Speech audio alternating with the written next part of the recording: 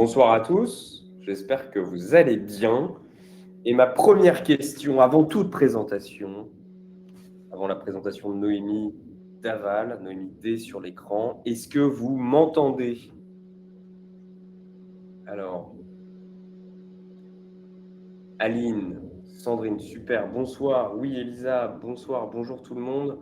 Florence, je reconnais Anne-Marie, Marie-France. Écoutez, je vois beaucoup de noms connus et j'allais dire de visages amicaux, mais c'est vrai, il y a aussi le visage de Noémie que je vais vous présenter, que vous connaissez peut-être. Je vois Sylvia, Manuela. Écoutez, je suis ravi de vous retrouver ce soir pour un enjeu en réalité essentiel. Chez Topo, on parle beaucoup de la démarche artistique, on parle beaucoup du propos, et j'ai envie de dire que ça, c'est principalement d'abord un propos visuel.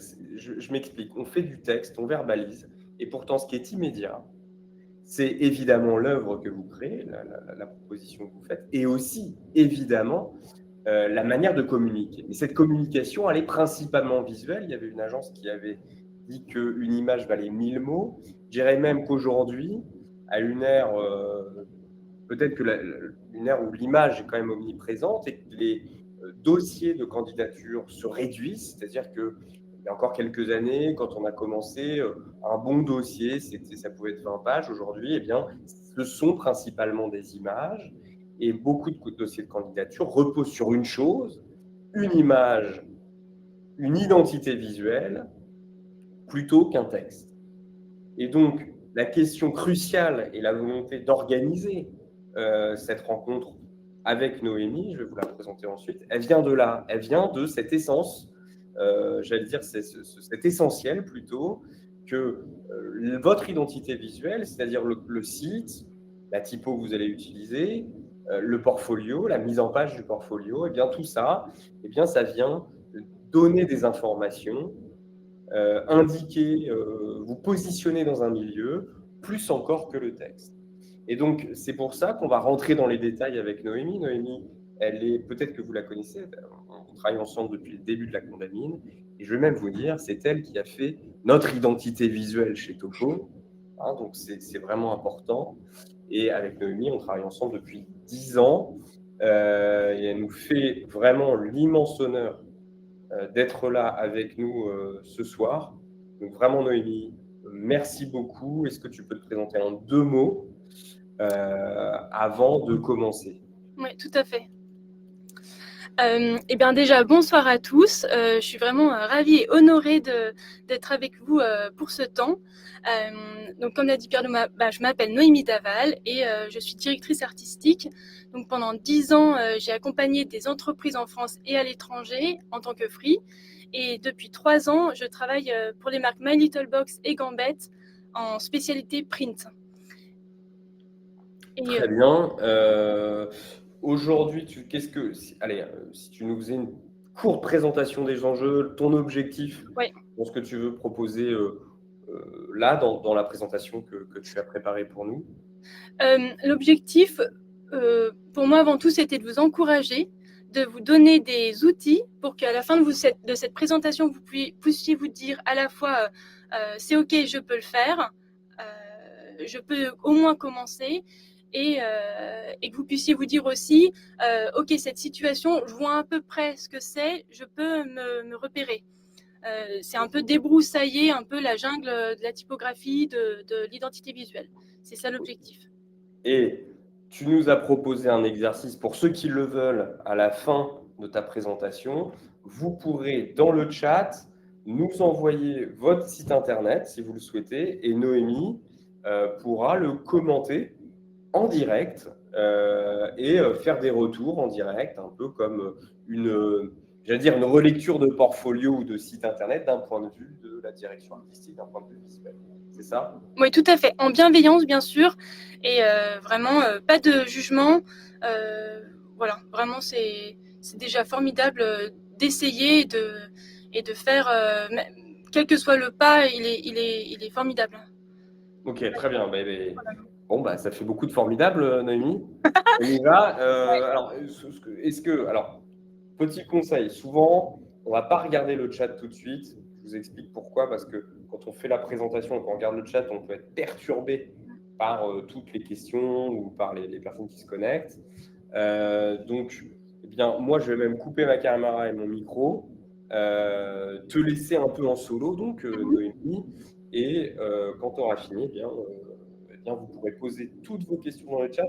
Si vous posez des questions dans le chat pendant, vous avez aussi un onglet questions que vous pouvez voir.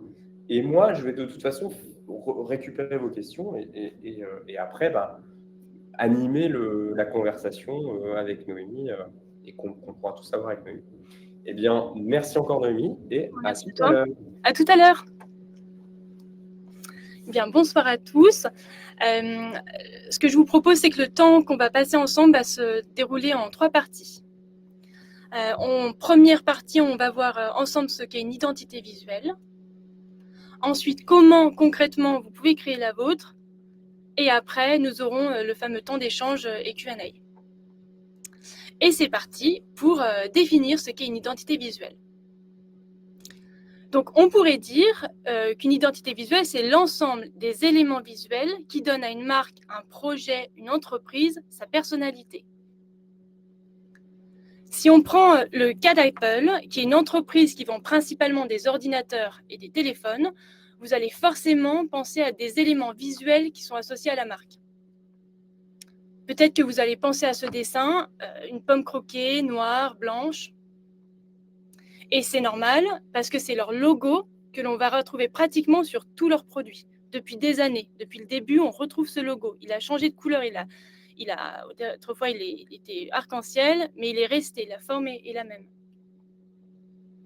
Vous allez aussi peut-être penser à leur police de caractère, une police sans sérif, moderne, élégante, épurée, donc c'est la Helvetica. Et du côté de leur site web, leur packaging, vous allez aussi réaliser qu'ils sont connus pour leur ton blanc, gris, un peu de noir, un peu de bleu sur les boutons du site. Donc une palette assez clean, assez design, assez tech. Et la couleur chez Apple, dans leur com, on va la trouver par les photos des produits. On ne la trouvera pas ailleurs. C'est vraiment à chaque fois qu'il y a une nouveauté qui sort, paf, grand orange, paf, du vert, du violet, c'est là qu'on va la voir. Et enfin, pour la mise en page, justement très épurée, assez froide, qui va laisser tout l'espace au produit. Donc tous ces éléments que je viens de vous décrire, le logo, la police de caractère, les couleurs, la gamme colorée, la mise en page, c'est ça qui va constituer l'identité visuelle d'Apple. Et donc c'est la combinaison de ces éléments qui va lui donner sa personnalité. Alors moi, en plus de ces éléments, en fait, j'aime bien rajouter l'aspect des photos parce qu'on a souvent tendance à laisser cet élément à la trappe, alors qu'il est quasi essentiel. On va penser aux couleurs, aux formes, à tout ça, et puis au final, les photos vont arriver, hop, c'est encore autre chose. Donc moi, j'aime bien le répéter, que ça compte. Et donc dans le cas d'Apple, on peut noter que toutes les photos sont très propres, épurées, et on peut à chaque fois bien voir le produit. C'est assez particulier. Donc pratiquement toutes les entreprises aujourd'hui, tous les professionnels et beaucoup d'artistes ont une identité visuelle. Alors, je vous ai pris un exemple un peu fort. Je vous ai pris Eminem, donc le rappeur. Et donc, si on va sur son site internet, on voit aussi qu'il y a un logo, qu'il y a des polices, une gamme colorée, etc. Je vous remets l'image d'avant. Donc, vous voyez, il y a le petit E en haut avec son espèce de E là qu'il a changé là, pour la sortie de son album. Il y a une couleur très forte, rouge, du blanc, du noir. Enfin, c'est assez particulier. C'est pas autre chose, c'est ça. Et donc, tous ces éléments qui sont mis bout à bout vont nourrir son univers forcément rap, avec des typos à la main, la couleur rouge et ses photos un peu destroy. Ça donne un ensemble cohérent qu'on retrouve sur chaque élément. Donc, un autre exemple avec le duo Pangea, ça c'est un duo de femmes très craft, très colorées et très poétiques. Pareil, là on voit, c'est encore autre chose, c'est un autre univers. Et bien là, on va retrouver donc un logo, des polices de caractère très particulières, parfois des typos linéales, mais on va dire typos bâton pour simplifier. des écritures à la main, une gamme colorée dans les tons blancs, enfin majoritairement blancs avec une pointe de noir et d'orange pour certaines parties du site. Et puis une mise en page aussi à la fois stricte et en même temps pareil à la main. Et puis des photos là qui sont aussi épurées mais d'un style assez rétro quand même. Et un petit grain à chaque fois. Donc c'est important d'avoir conscience de tous ces éléments et du fait que, qu'on le veuille ou non, ils vont véhiculer une partie de message. Donc si on reprend le cas d'Eminem, et on se dit, voilà, on imagine qu'il a engagé un graphiste qui adore le rose, qui adore les petits pots un peu comme ça, rapides, forcément là on ne retrouve plus du tout son univers rap est très engagé. En tout cas il est engagé autrement. Et pareil pour Pangea, si elle décidait de passer toutes leurs photos dans des tons rouge sang, avec des hyper fortes comme ça, avec une typo plus dense et compacte, on perdrait totalement le côté léger, poétique qu'elles veulent transmettre dans leur projet. Donc ce qu'il faut retenir avant tout, c'est qu'une identité visuelle, elle doit d'abord rester cohérente avec un projet et ses valeurs. En identité visuelle, on se pose forcément la question de la beauté, de l'esthétique. Est-ce que c'est agréable à l'œil? Est-ce que voilà, ça fait envie? Mais avant tout, on va se pencher sur ces questions-là, les valeurs et la cohérence. Donc un autre exemple avec la banque Rothschild. Ces valeurs, bon, c'est moi qui les ai mises, hein, voilà, c'est sûrement le sérieux, la fiabilité, la confiance et la transparence. Et la banque veut forcément que quand on voit ces assets, elle a envie qu'on associe à ces valeurs-là. Donc sur son site web, on s'attendrait à trouver du bleu marine, pareil du blanc, des typos hyper stricts parce que c'est la stabilité, avec des belles photos, un peu cet ensemble-là. Mais si on arrivait sur le site et qu'on trouvait sur leur page des typos colorés, manuscrits orange et violet, les visiteurs ne pourraient pas faire le lien avec les valeurs de fiabilité, sérieux, etc. Ils risqueraient plutôt de se dire tiens, les photos sont jolies, c'est une banque plutôt sympathique, un peu créative, voilà. Et puis du coup, ils risqueraient d'aller voir la concurrence pour trouver une banque qui ferait plus sérieuse, si c'est ça qu'ils cherchent. Donc, pour Rothschild, ce qui est attendu, et d'ailleurs c'est ce qu'ils font, c'est qu'on va retrouver donc forcément des typos. Là, on a une sérif pour les titres, une sans sérif pour le corps de texte. Donc du bleu, du gris, c'est assez sérieux, c'est assez chic aussi. Et puis bon, si ça se trouve, le patron de Rothschild préfère largement la version précédente avec les typos à la main, mais pour le bien de son projet, il sait que la charte graphique doit rester cohérente avec les valeurs de son projet. Donc, il ne peut pas se permettre de faire autre chose que ça. Donc, sachant tout cela, je vous propose d'attaquer la partie 2 et de voir comment vous pouvez créer votre identité visuelle. Et cette partie, elle va se dérouler en 3 steps. Définir mon projet, créer mes assets et toute la partie de la déclinaison. Donc le step 1, c'est une étape assez importante et il faut vraiment que vous passiez du temps dessus et que vous y reveniez régulièrement. Donc c'est un peu votre boussole qui va vous permettre de vous repérer quand vous serez perdu. Elle n'est pas forcément fun cette étape, mais elle est vraiment clé. Et moi, dans mon parcours professionnel, c'est un document que j'ai constamment demandé à mes clients. Et encore aujourd'hui, même au sein de notre entreprise, je vais constamment aller réinterroger les valeurs et je vais me baser vraiment dessus pour chacune des créations. Donc, si vous ne l'avez pas déjà fait, c'est possible que vous ayez déjà travaillé dessus, mais en tout cas, je le dis pour ceux pour qui ce serait nouveau. En fait, c'est très simple. Vous prenez un fichier Word, une feuille de papier, et vous allez décrire votre projet. Donc, est-ce que vous faites de la photo? Est-ce que vous faites de la sculpture, de la musique?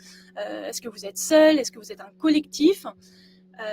Et ensuite, vous pouvez aussi vous poser la question, pourquoi est-ce que vous faites ce que vous faites? Et pourquoi est-ce que vous ne faites pas autre chose? Et un peu, quels sont vos idéaux? Quels sont vos objectifs? Donc, en gros, l'idée, là, c'est de décrire à fond, dans les grandes lignes et en même temps, dans le particulier, votre travail. Donc, même si ça paraît très, très évident pour vous, du type ça fait 20 ans que vous faites de la sculpture, c'est quand même important de le noter parce que ça pourrait vous servir plus tard. Et même, vous pouvez même aller presque jusqu'au manifesto. Enfin, c'est vraiment un texte, ce sont des textes fondateurs finalement vers lesquels on peut aller. Et donc, comme je l'ai dit précédemment, c'est vraiment votre boussole qui va vous permettre de vous repérer quand vous serez perdu plus tard. C'est vraiment la base. Donc là, on reprend l'exemple de Pangea, là je vous l'ai mis ici. Donc ça, c'est un bout de leur manifesto, elles qu'elles ont carrément mis sur le site. Et voilà, pareil, ça donne un texte. Donc, quand vous aurez fait ça, vous pourrez commencer à travailler vos valeurs. Et les valeurs sont les idéaux qui donnent sens à votre projet et aux actions qui en découlent. C'est un peu la suite, de ce qu'on a vu précédemment.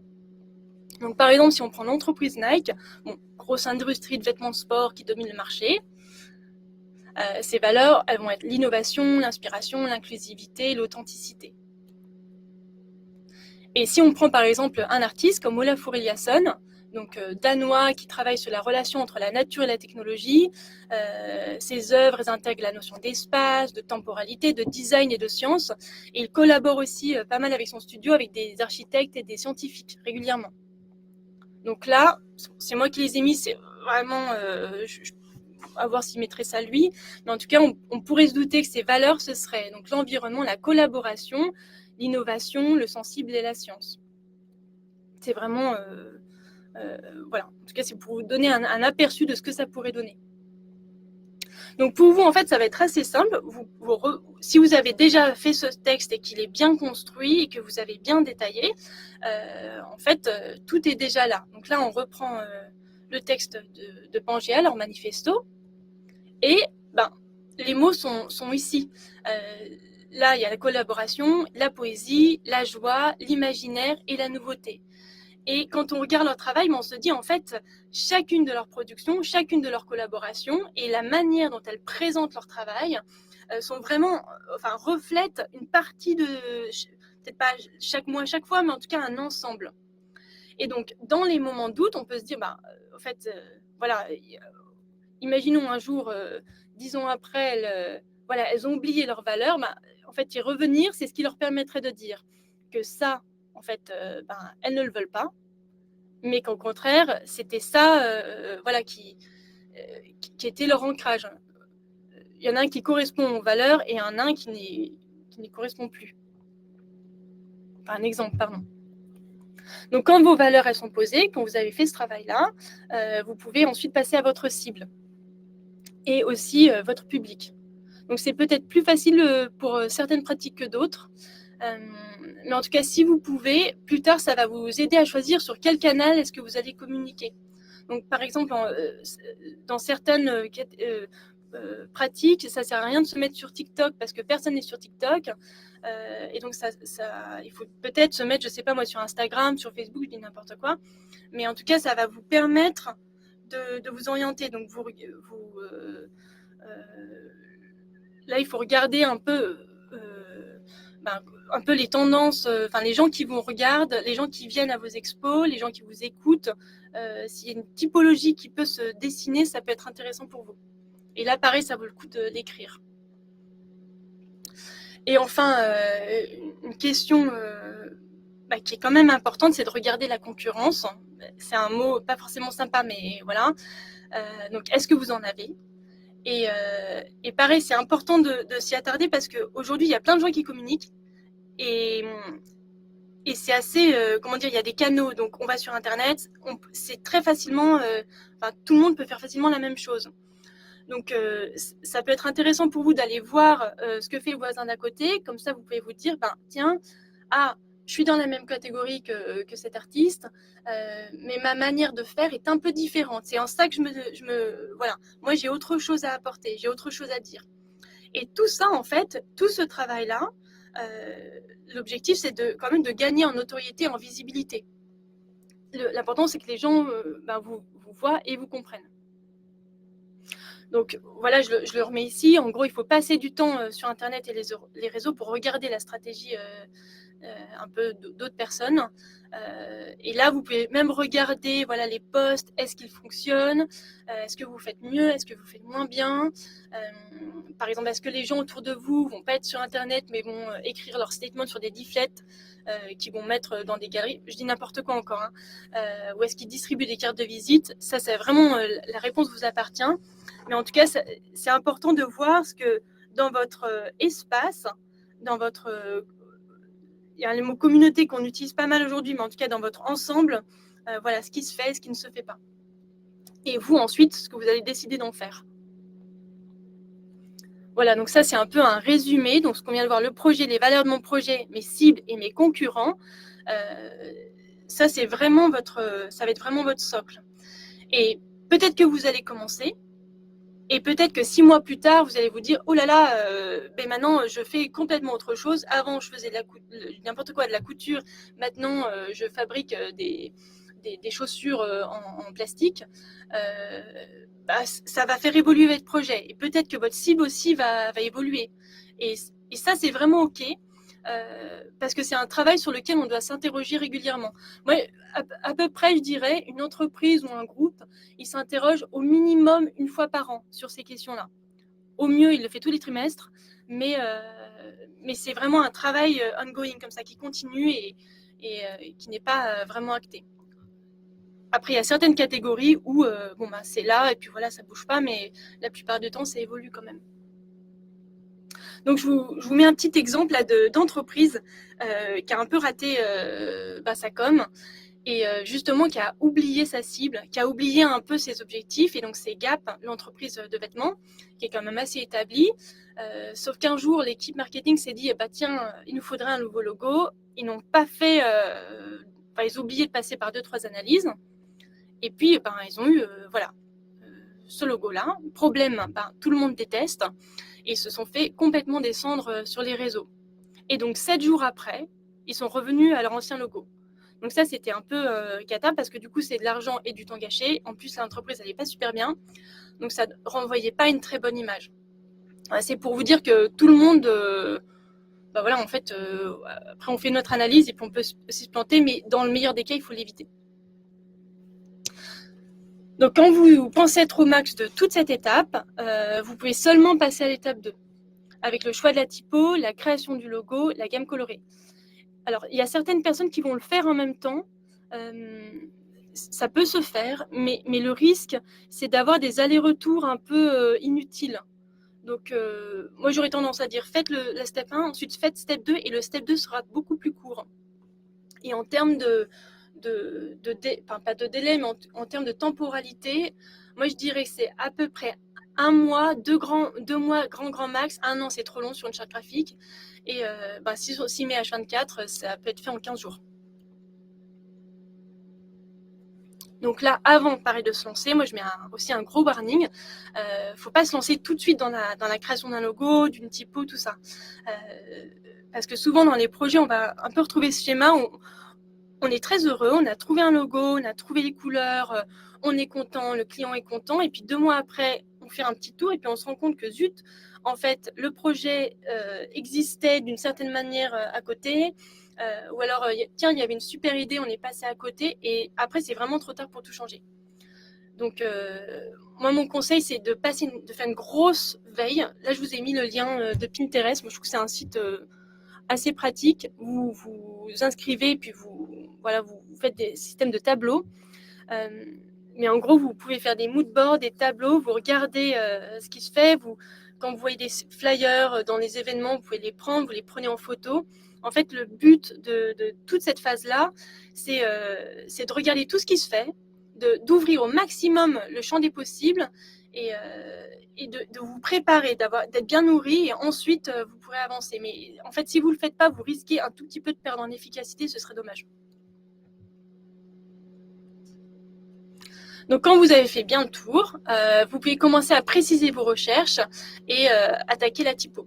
Donc, dans l'idéal, la typo, la police, il faut qu'elle soit en raccord avec les valeurs, qu'elle soit lisible, visible et surtout légale.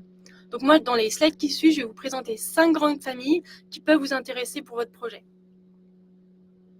Donc la première, c'est la famille des sans-sérifs. On la reconnaît par les petits empattements que j'ai mis en bleu qui se trouvent au bout des lettres. Et elle est très bien pour les usages print, donc imprimés, mais pas web parce qu'elle n'est pas très lisible pour les textes.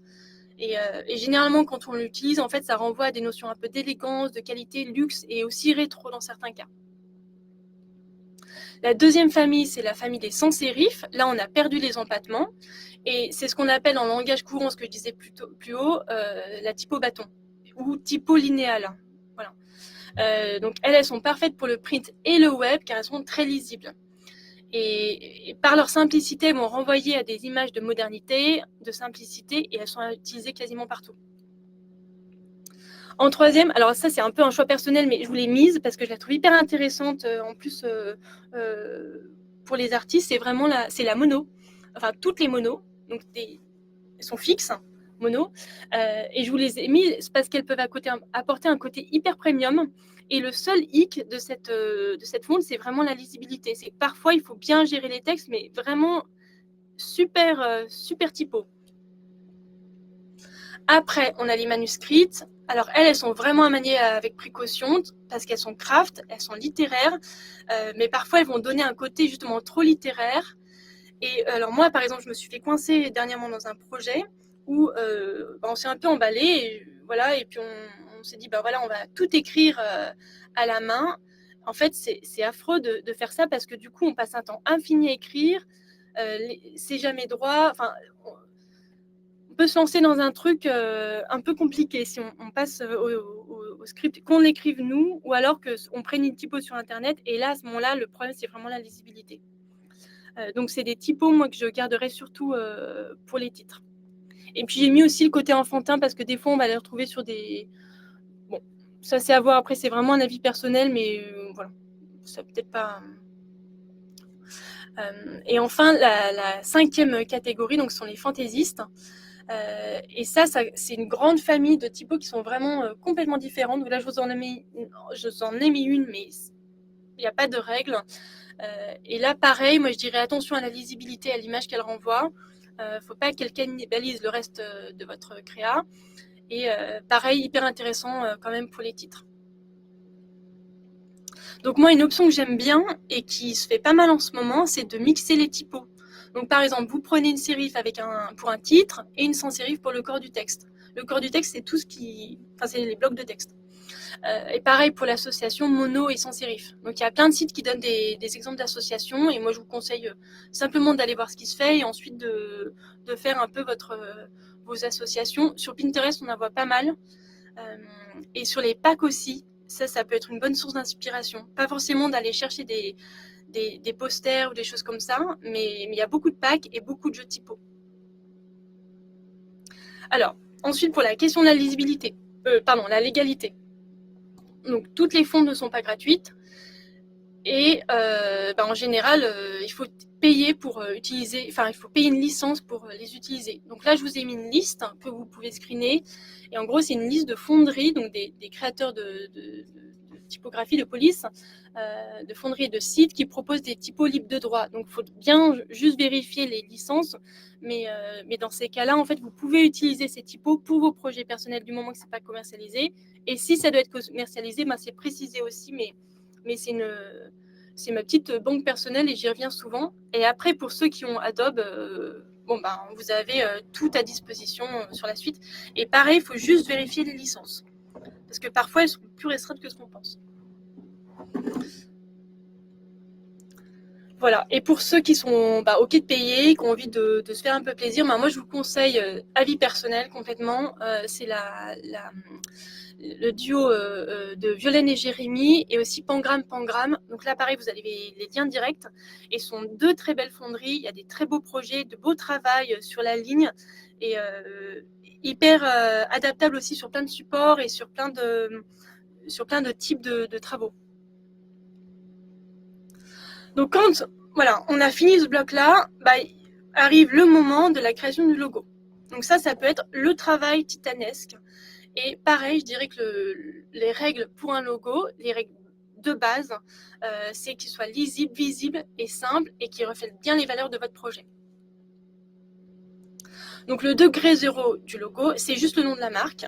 de l'artiste, écrit avec une certaine fonte, mais c'est tout. Donc il y a beaucoup de marques qui le font, c'est hyper efficace. Et, alors moi j'ai tendance à dire que parfois ça vaut le coup de pas trop s'embêter. Pareil, il faut vérifier les droits parce que toutes les fonderies n'acceptent pas que la typo soit transformée en logo. Et ouais, voilà. Et donc le degré 1 du logo, c'est l'ajout d'un élément graphique. Ça peut être un petit dessin, ça peut être voilà, un petit trait, n'importe quoi. Et ça, l'avantage, c'est que ça permet de décliner l'identité de marque ou du projet. Donc, par exemple, pour l'OEV, que je vous ai mis en bas, leur monogramme est parfois utilisé sur des t-shirts, c'est des pantalons, c'est une autre manière d'identifier la marque. Et enfin, vous pouvez aussi aller jusqu'à la stylisation, aller jusqu'au monogramme. Ça peut même vous servir de signature. Et je pense que pour un artiste, j'ajouterai quand même le nom quelque part. Bon, pareil, ça vaut le coup de faire une grosse veille. Et alors, petit aparté, en fait, il y a des projets où alors le client était hyper pressé, où il y avait des besoins un peu urgents. Donc, ça m'est arrivé de proposer un logo hyper simplifié qui reflète aussi les valeurs du projet, donc type 1, par exemple comme Acne Studio, et ensuite prendre un mois juste pour bien développer l'ensemble et retravailler un beau logo.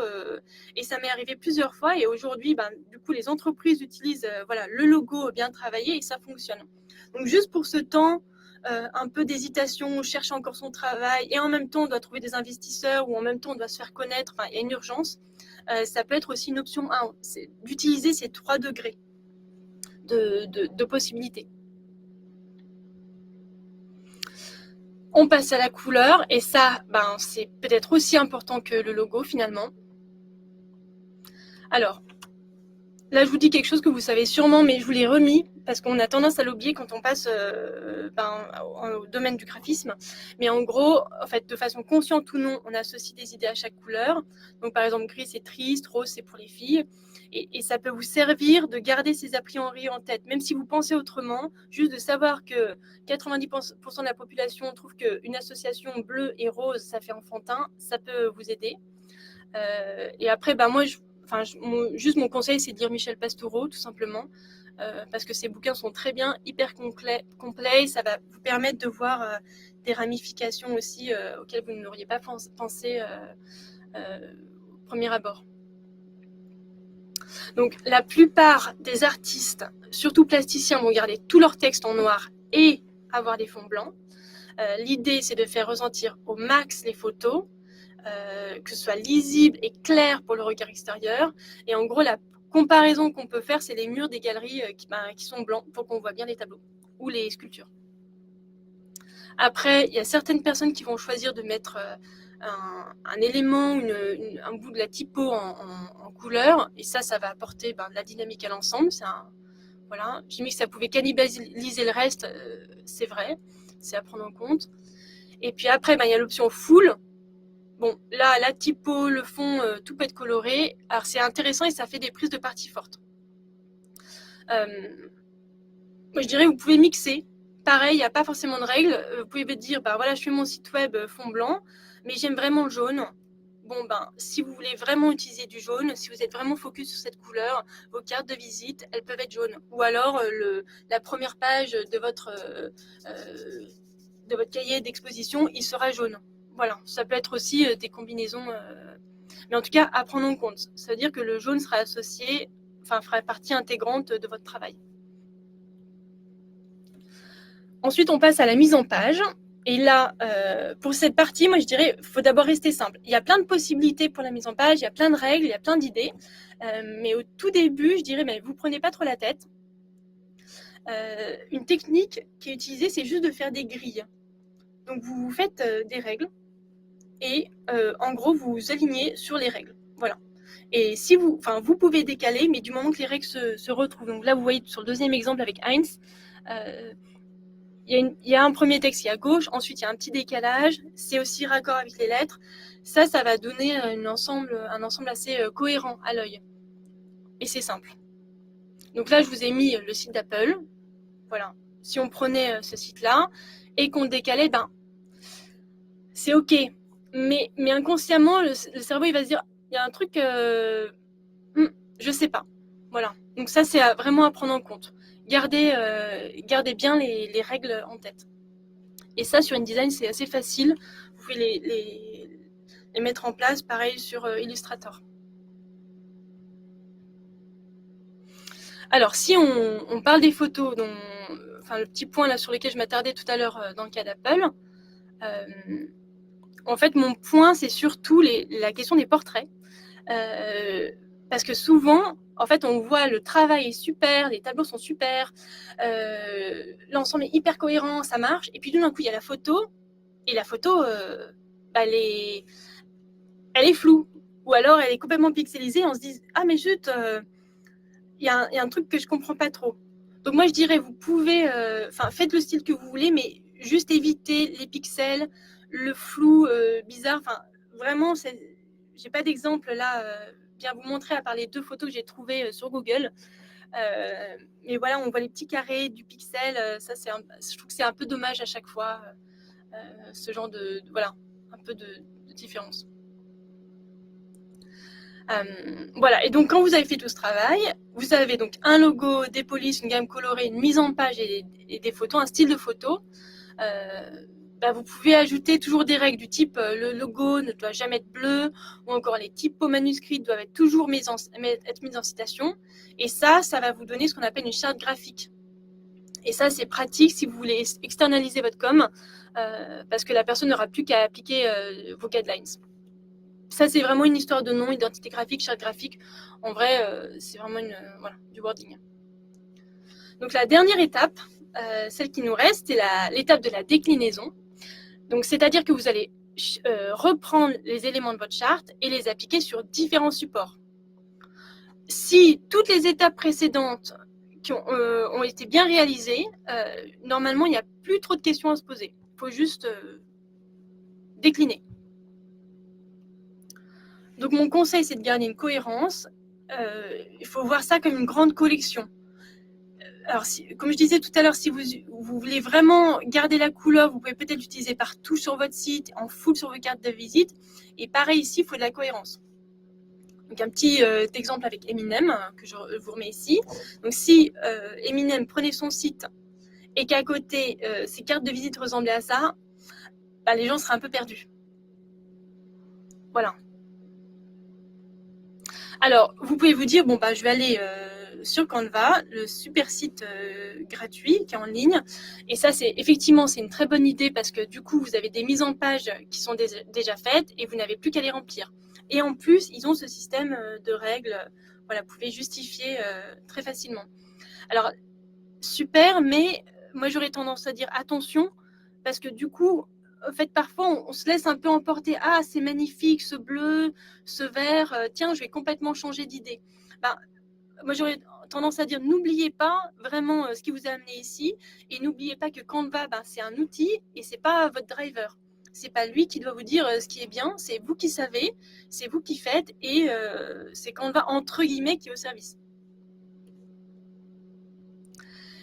Là, je vous ai remis une petite règle aussi à garder en tête. Alors, c'est moins sur l'identité visuelle, mais pareil, c'est des oublis qu'on voit régulièrement. Donc, dans le cadre de création d'affiches ou de flyers, c'est une toute petite règle. Alors, c'est celle des 4W. Donc, ceux qui la connaissent, ils savent que c'est les 6W, mais là, hop, on réduit à 4. Et en gros, quand vous devez communiquer, il faudrait absolument, dans l'idéal, qu'on retrouve toutes ces informations. Donc, who, qui, est-ce que vous êtes une asso, est-ce que vous êtes un artiste, comment est-ce qu'on vous contacte. Ensuite, when, quand est-ce que votre événement se passe. Ensuite, what, est-ce que c'est une expo, est-ce que c'est un concert. Et ensuite, where, où est-ce que ça se passe. Et en fait, je le dis parce que j'ai vu tellement d'exemples où il y avait toutes les infos sauf où est-ce que ça se passait. Alors, soit c'était une volonté des organisateurs de faire quelque chose d'un peu secret, caché, un cherche-et-trouve. Mais bon, c'est dommage parce que du coup, je me disais, ok, il n'y aura que 10 personnes au lieu de 2000 à leur événement. J'exagère un peu, mais en gros, c'est un peu l'idée. Et donc, voilà, cette choix du support, en fait, je ne pourrais pas vous donner de règles parce que ça va dépendre de vous, de votre communauté et de vos objectifs. Pareil, je ne peux pas vous dire, allez absolument sur TikTok, créez-vous un compte, faites des vidéos, je ne sais pas moi, montrez comment vous peignez en live, parce que c'est à vous de décider en fonction de la stratégie que vous allez adopter, ce qui est le mieux pour, ce qui est mieux pour vous, pour votre projet. Donc, ça vaut le coup d'aller regarder ce qui se fait, parce qu'en plus,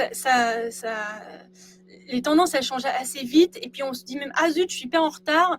Là, TikTok, en ce moment, c'est en train de monter, puis Snapchat, ça remonte aussi un peu, Instagram, c'est un peu en perte de vitesse. Donc, on peut aussi se précipiter un peu vite sur des réseaux ou sur des manières de faire en print. Mais en fait, moi, je dirais, vous avez le temps, en fait, de prendre du temps.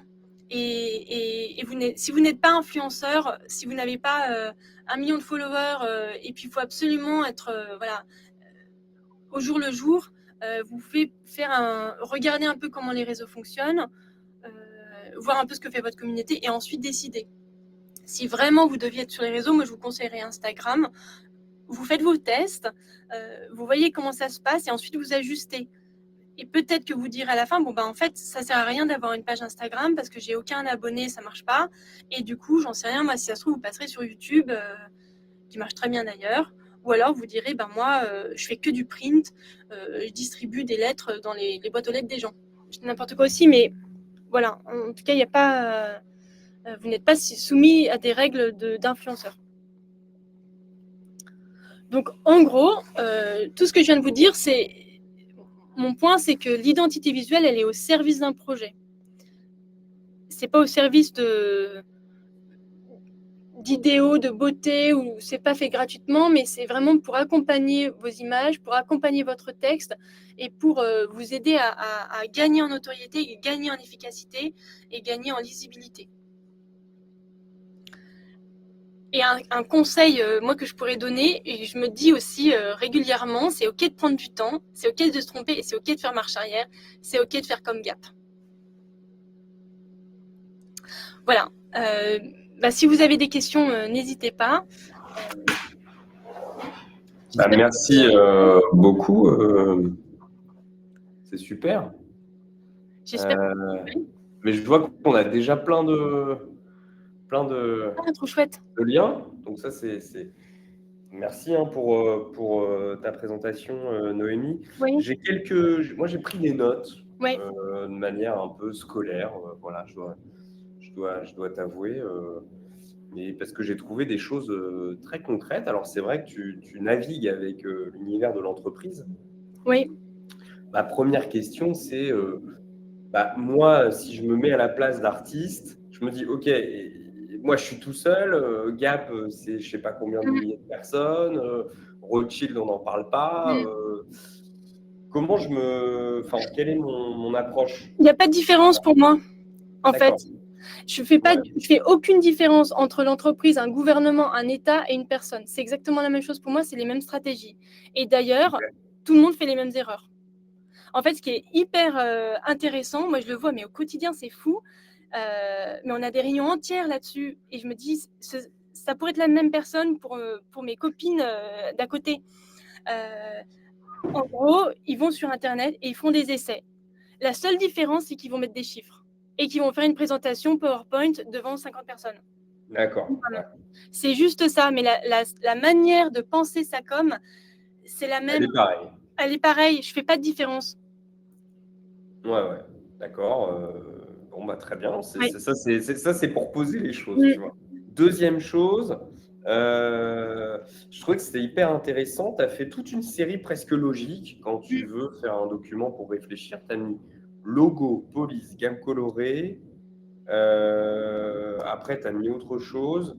Une mise en page et photo. Mise en page photo. Et en fait, finalement, si tu as répondu ou rempli en fait ces 5 cases, tu as ton identité visuelle. Évidemment, ça découle de les valeurs. Voilà. Donc tu commences par les valeurs et puis en fait après tu dis OK. Toi, logo finalement ça vient en dernier ou ça vient avant? En fait, elle est compliquée. Elle est compliquée cette question du logo et j'avoue j'ai pas encore de réponse parce que souvent en fait il y a un engouement autour du logo. Et je me pose même la question souvent pour les artistes, parce que même dernièrement, je me disais, mais est-ce que vraiment les artistes font des logos? Et j'ai regardé, j'ai fait un tour et je me suis dit, bon, ben oui, il y en a quand même qui le font.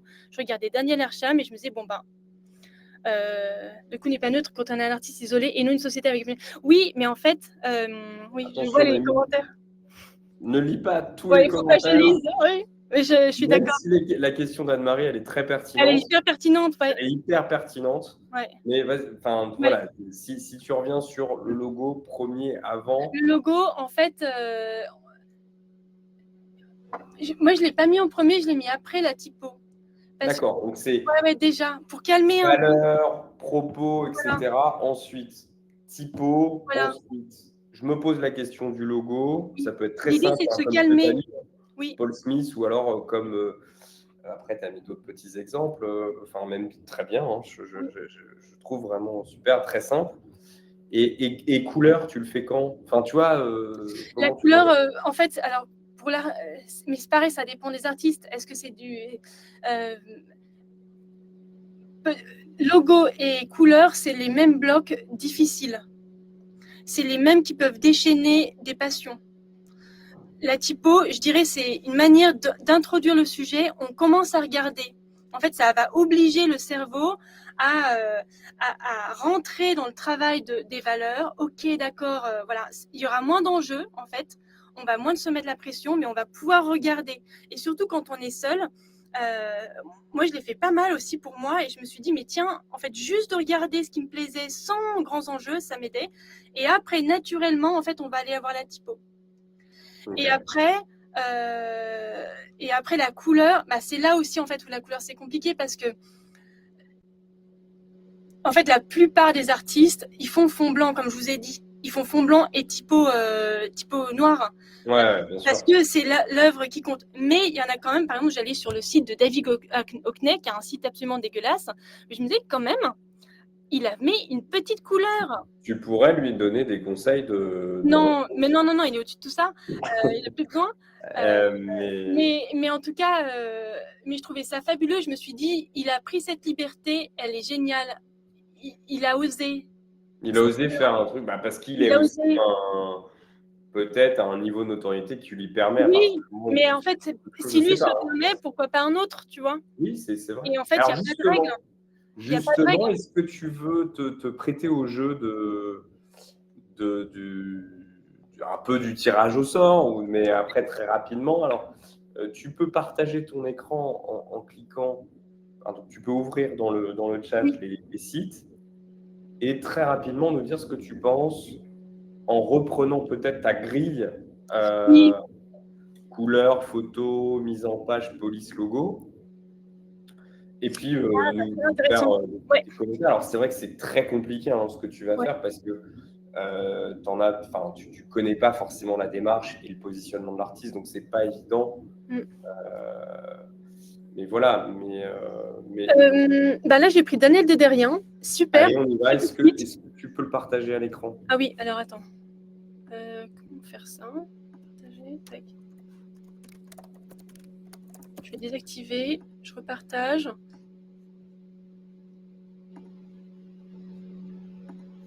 Tac. C'est bon?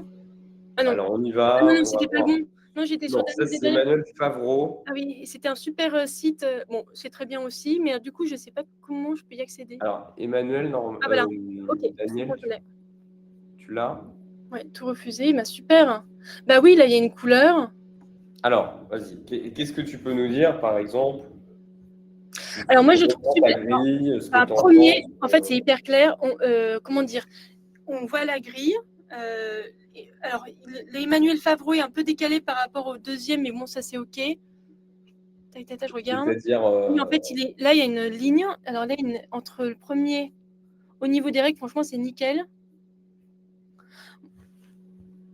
Alors, peut-être que moi, j'interrogerais, parce que je me dis, c'est quand même un travail hyper sensible. Il y a des beaux aplats de couleurs. Et la question que je poserais, ce serait comment les mettre plus en valeur encore. Est-ce que c'est... Je sais pas. Je regarde. Ah si, là, c'est beau, voilà. Ça, c'est bien. donc là, tu dirais comment on met plus en valeur encore Ouais. le encore travail plus de de la page travail, ouais. qui est important pour Emmanuel. Bah, par Et exemple, le là, phénotype aussi, quand même. voilà. Bah, cyanotype, je me demande, en fait, quand j'arrive sur cette page, moi, j'ai envie de regarder tout de suite le cyanotype. Et du coup, je me dis peut-être, c'est une question. Après, moi, vraiment, là, on a. Enfin, voilà, Oui, c'est c'est des choix. Et des d'ailleurs, choix, Emmanuel, mais je me demande si, si le bleu est aussi important. Est-ce que j'aurais pas envie de voir tout de suite les tableaux? Voilà, donc c'est tu ça veux la dire que là, la couleur bleue du site est trop importante, peut-être. ou redondante, mais en fait vient apporter du bruit ou perturber le message par rapport au cyanotype. Alors, bah, en fait, la technique, après, je pense que vous la connaissez tous, hein, parce que vous êtes artiste, mais alors moi, quand je regarde n'importe quoi, je cligne des yeux et je regarde comme ça les rapports de valeur. La première chose que Rapport de valeur, c'est les couleurs, hein, c'est bah, ça? les couleurs, en fait, là, quand j'arrive sur le site, je vais d'abord voir le bleu et ensuite je vais voir Ouais, d'accord. les dessins. La question que je pose, c'est est-ce que vous voulez qu'on voit d'abord le bleu avec votre texte ou est-ce que vous voulez qu'on voit d'abord vos dessins? C'est quoi le but de votre site? Est-ce que c'est juste que les gens découvrent une technique et découvrent vos couleurs, la couleur que vous utilisez le plus, ou alors est-ce que c'est de rentrer directement dans votre travail? Ça, pareil, c'est une question d'objectif. Si vous me dites, moi, mon objectif, c'est de, quand ils arrivent sur cette partie-là, bah, je veux leur apprendre la technique et je veux qu'ils soient immergés dans ce bleu parce que c'est vraiment ça qui m'a apporté, bah, c'est OK. Et à ce moment-là, moi, j'ai rien à dire. Et alors, d'ailleurs, Emmanuel pose la question, j'ai un logo pour mes produits dérivés, Oui. mais je ne l'utilise pas sur mon site, ni sur mes cartes de visite. Est-ce une erreur? Bah, en fait, ça dépend. Ah oui, je comprends un peu l'enjeu là. Tac, tac, tac. C'est sur l'e-boutique. Ouais. Ah, Là, on voit. juste un petit aparté, juste sur les boutons. C'est pas mal de prendre un parti sur les boutons. Soit ils sont à 100 pixels, ils sont bien ronds, soit ils sont droits. L'entre-deux, Ce que tu dans, veux dire, là, le bouton, dans le cas de ce le site, bord d'accord. peut-être que j'aurais pris un partiment. D'accord. Tac, tac, tac. Bah non, mais ça vaudrait le coup de Bah, très bien. pas comprendre. Juste, comme on a, voilà, Oui, oui. je te propose de passer à peut-être Daniel Derderian, Ouais. que, Daniel. que nous saluons d'ailleurs. Alors, comment faire? Oh là là. Alors, je recherche le Daniel Alors, Derderian. tu peux Alors, il faut faire comme ça. remettre ton- Partager l'écran. Non, fenêtre. Celle-ci. Est-ce que là, ça fonctionne, vous voyez? Alors, là, voilà, waouh! Ah oui. Là, Très chouette. dis donc, je trouve que vous nous envoyez Merci. des beaux sites quand même, hein. Enfin, je veux dire, Ouais, super site. des partages. Là, en fait, je pose la question de la visibilité. D'accord. Alors, on va faire un exercice très simple. Là, je prends ça et j'imagine que je suis sur tablette et j'imagine que je suis sur un téléphone. En fait, là, sur la tablette, mon doigt, il va devoir aller jusqu'au bout et appuyer sur Facebook, Instagram et Pinterest. C'est peut-être pas qu'ils peuvent être ailleurs. Et pareil sur ça. En fait, je me dis, je le vois là. Est-ce que ça vaut le coup de le remettre aussi en bas? Je sais pas. D'accord. Donc, tu dirais, Ouais, c'est peut-être pour la visibilité. Et puis là, les expos. Ah, c'est trop chouette. Ah bah, c'est marrant ça. parce que tu vois, là, je trouve que c'est quand même très visuel, mine de Oui, c'est rien. très visuel, ouais. Après, c'est bien parce qu'on rentre dans l'univers. C'est assez, comment dire, ça laisse de la place aux visiteurs. Ça lui laisse un souffle. Là, vraiment, là, la question que je poserais, c'est vraiment juste le côté UX, UI. Est-ce que c'est pratique? Est-ce que Alors, UX, UI, tu peux préciser ce que c'est? UX, c'est oui, oui. quoi? Il faut voir en fait. Alors, ben, je vais le dire autrement. Il faudrait regarder les taux de clic. Il faut analyser. Est-ce que les gens, ils vont rester sur la page Ouais. là, et ils regardent, ou est-ce qu'ils vont aller sur le menu, ou est-ce qu'ils vont, enfin, qu'est-ce qu'ils vont faire? Est-ce qu'ils vont vraiment aller sur les liens? Je les trouve pas Qu'est-ce qu'on évidents. clique en premier? C'est ça que tu veux dire. Enfin, j'arrive sur le site de Daniel, je clique vers quoi? Donc ça veut dire, Daniel, qu'est-ce que tu veux mettre en avant Oui, d'abord et tu veux qu'on clique sur quoi d'abord? ouais. Et on part de ça pour peut-être optimiser le site. OK. Donc là, merci pour ces conseils. Est-ce que peut-être Anne-Marie Rastel, Alors, oulala, on est dans un vortex. on est... Waouh. Alors, Alors, que là, il y a il est en... beaucoup de c'est en choses. haut, non? Que tu as, Anne-Marie Bastel. Tac, tac, tac. comme c'est la première Ah oui, super. Tac. Ah, c'est dit. Alors, c'est marrant parce que il y a un côté... j'aime bien parce que ça change. Il y a un truc. Je crois que je vois. Il y a un truc. C'est-à-dire, J'ai... il y a un truc. Je saurais pas le dire autrement. Il y a un début. mais quoi? Enfin, Mais là, attends, j'avais pas là, je suis... Voilà. Ah oui, ah oui, alors non. Dommage, parce qu'en fait, alors, ok, Ok. au début, et ben là, je crois que quand j'arrive, je comprends pas trop. J'ai cru que c'était quelque chose et en fait, je me suis complètement trompée. Là, par exemple, peut-être que ça pourrait être mis ailleurs, Facebook, LinkedIn, mais je pense que là, c'est juste des questions techniques. C'est ça, en fait, parce que là, en fait, on aurait envie que le style soit poussé encore plus. Mhm. Ça, c'est super, ça. On pourrait arriver là-dessus, ce serait formidable. Mais, ah oui, mais c'est un blog. C'est l'effet blog, peut-être, C'est alors. l'effet blog, oui. Ok. Attention aux typos, parce que les tailles sont différentes. Ok, donc là, Et en fait, là, la question qu'il va falloir se poser, c'est comment est-ce que je fais pour que les gens aient envie d'aller jusqu'au bout et qu'ils ne se disent pas je ne sais pas où je vais. d'accord. Ça va être ça vraiment la question à se poser et comment faire en sorte qu'ils comprennent très vite aussi ce que je fais. Sans avoir à cliquer. Le maximum de clics qu'il faudrait faire, c'est 2, moi je trouve, pour accéder à D'accord. une Donc ça, information. c'est le conseil, c'est pour accéder à l'information Encore, c'est énorme, importante, 2. Mais... 2 clics maximum. Un clic, c'est génial. Parce qu'en fait, là, il y a toutes les infos, mais ouais, c'est super. Ok, donc peut-être Ah oui. encore trop si je résume, peut-être un côté trop blog, trop de clics pour accéder à l'information importante Ouais. Et puis et surtout que, des écarts de taille de typo. Est-ce qu'on en fait, peut non, mais la réponse, elle est synthétiser là. ça? Oui, la réponse est ici, en fait. Le PDF est excellent. D'accord. Voilà. En fait, le PDF est ultra clair. Il met bien en avant les dessins parce que du coup, dans le site, ils sont tout petits. Là, ils sont bien en grand. Ok, En fait, moi, c'est ça que j'ai envie de voir. ok, très bien. Ok. Est-ce que, tu veux, on peut faire, je sais pas, Daniel Sébastien, enfin voilà, il y a Sylvia Paris. Oui. C'est vrai que vous, Je sais- c'est assez. Ah oui, c'est super. Ah, c'est super intéressant. Eh ben non, ça c'est top. Un site Ok. illustrateur, eh ben c'est nickel. Alors les sites illustrateurs, en fait, il y a un peu tous les styles. Et, euh, et c'est marrant parce que dernièrement, j'étais sur PKPK. C'est ça, un PKPK. Mhm. Alors, super site. Mais ils ont décidé de faire le fond en beige. Je me disais trop dommage parce que du coup, on voit que ça.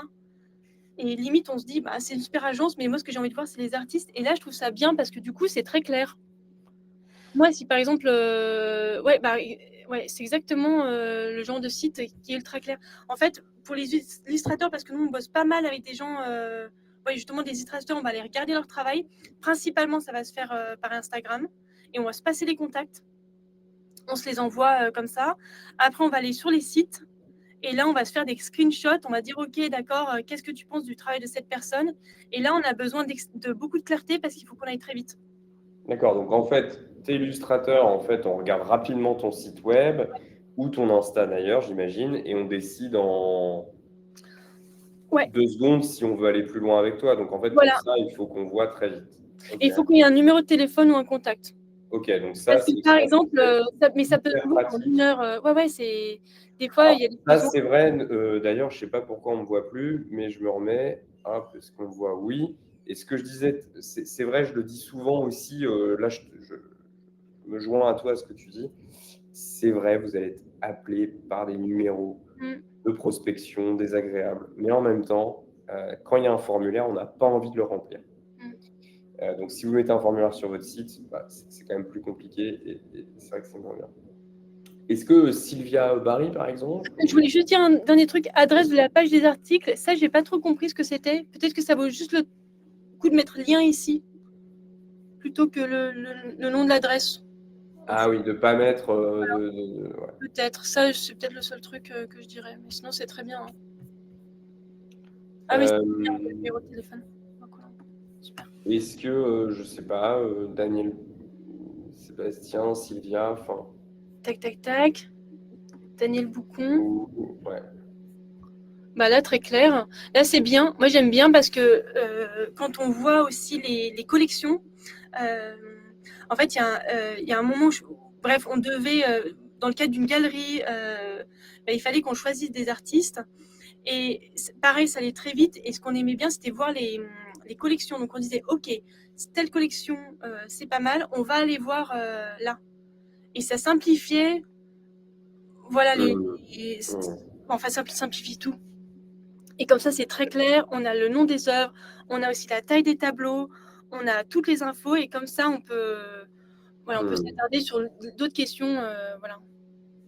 Donc là, moi, je dirais c'est chouette. Hein. Peut-être, bon, après, là, on rentre dans le détail, c'est du micro. Hein. Il y a les espacements, mais bon, voilà. Mais c'est vraiment du micro. Mais je trouve ça bien d'avoir les séries. Ah oui, effectivement, quand je clique, oui, ça c'est bien. Peut-être ça vaut le coup d'avoir les tailles. Ça c'est chouette aussi. Les photos, ça peut aller ailleurs. Enfin, les photos d'expo, ça peut aller dans un autre espace. Mais bon, après, ça c'est vraiment. Ça c'est clean aussi. Ok. Donc là, en fait, la grande. Les mêmes. Daniel Boucon et Daniel Boucon. Là, Daniel Derderian et Daniel Boucon. Non, pas ça. Non, mais je veux dire, là, il y en a qui est en capital et pas l'autre. Peut-être, ça vaudrait le coup de les mettre, de les unir. Ah, tu veux dire les deux typos différentes. D'accord. Ok. Non, mais sinon, c'est bien. En fait, pareil, hein, faut tester parce que là, ça fonctionne très bien sur tablette. Peut-être que c'est dommage de ne pas utiliser tout l'espace. Ok. Pareil, c'est du micro. Hein. Est-ce que Chris Alice B, qui... Alors, tac. Chris Alice B, yes. Ah bah oui, trop chouette. Enfin, très chouette. Moi, je dis... Ah oui, nanana.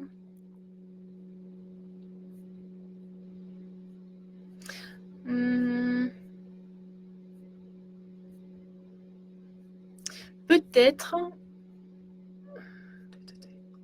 Moi, j'aime bien le... Alors, attention juste aux espacements, pareil. Hein, mais bon, parce qu'en fait, en lisant, relever l'esthétique des nanana, ensuite, l'œil doit revenir à la ligne. C'est peut-être... L'espace est un peu grand, peut-être. Pour comprendre que c'est une ligne. Mais peut-être que là, ça vaudrait le coup de séparer un peu, donc de mettre la démarche dans démarche. Alors, il a créer un onglet démarche. Ouais, onglet démarche. Après, j'interroge un peu inventivité, honnêteté, liberté. Pour moi, là, je retrouve les vocabulaires un peu de l'entreprise. Est-ce que le texte ne suffit pas? D'accord. Peut-être. Voilà, parce que ça, c'est super. Je me demande. Ok. C'est un autre. En fait, les valeurs, c'est cool de les avoir. La question, c'est est-ce qu'on les met? Je sais pas, mais en tout cas, il faut les avoir en tête. Ok, très bien. Attention au bouton. Pareil, info. En fait, là, il faut voir quel est le bouton qui est le plus important.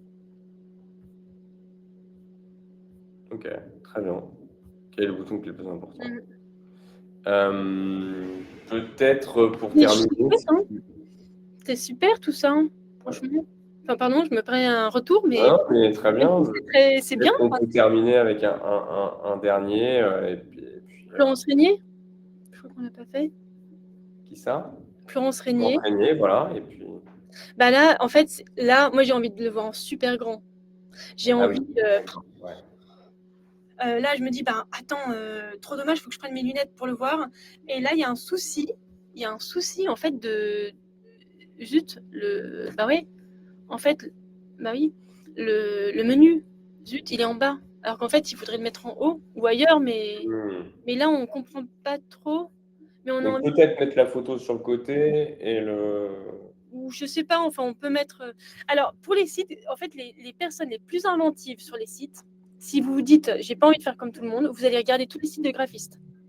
Et tous les mecs qui font de l'UI UX, je vais vous écrire le nom d'un... Tu peux nous dire ce que ça veut dire UI, UX? Oui, en fait, UI UX, c'est en fait, c'est le site, la manière dont il est présenté et la manière dont il est conçu. Et ça veut dire UX, c'est expérience utilisateur. Voilà, expérience utilisateur, oui, oui. Et UI, c'est quoi? Et ben, c'est tout ce qui L'interface? c'est l'interface. Oui, je maîtrise très mal ces mots, mais j'utilise comme ça. D'accord. Je vous ai mis un lien, enfin le nom d'un site, Awards, avec bien 3W. Vous allez fouiller. Et là, alors, vous allez voir des super sites d'entreprises, d'artistes, tout ça.